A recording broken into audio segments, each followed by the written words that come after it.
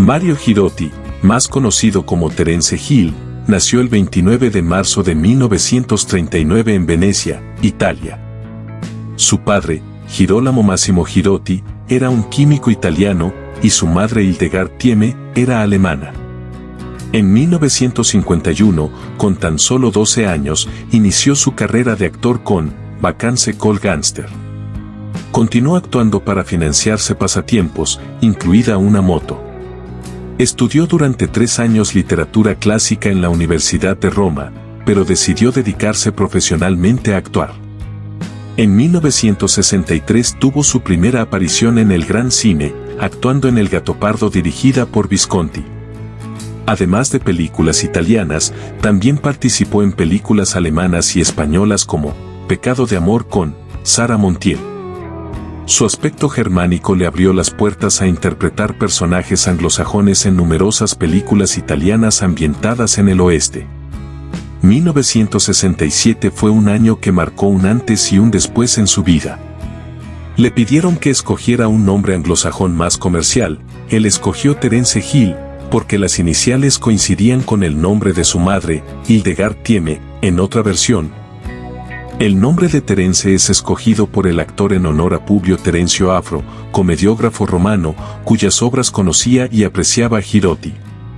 Además, el 23 de julio de 1967, contrajo matrimonio con Norris Vickelbauer, una estadounidense de origen bávaro, que conoció durante el rodaje de una de sus películas en Almería, España.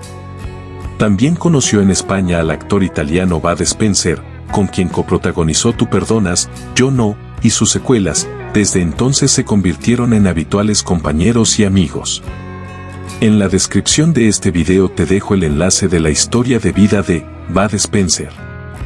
El equipo formado por Hill y Spencer alcanzó su primer gran éxito comercial en 1970 con el spaghetti western en tono de comedia, lo llamaban Trinidad, y su continuación, le seguían llamando Trinidad en 1971. El papel de Terence Hill siempre será el del pillo astuto y el de Bud Spencer el de bruto bonachón y cascarrabias. En total fueron 19 comedias conjuntas llenas de peleas y golpes.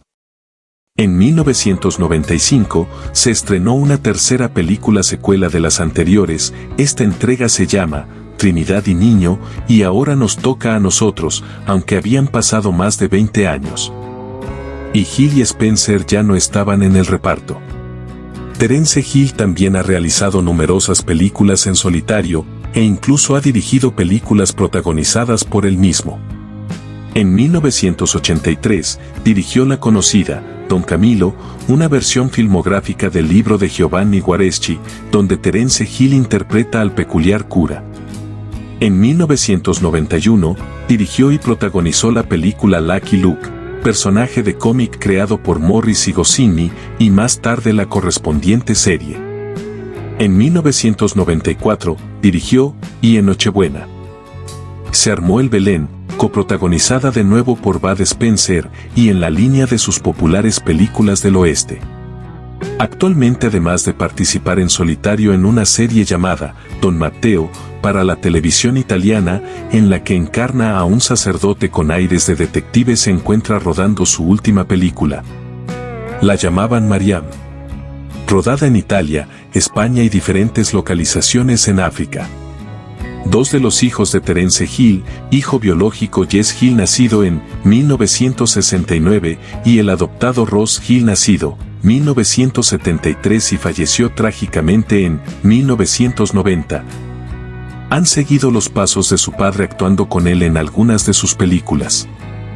Ross Hill murió en 1990 en un accidente de coche, tras lo cual Terence sufrió una gran depresión. Ross había trabajado con pequeños papeles en 2 películas junto a su padre en Don Camillo y Renegado Jim.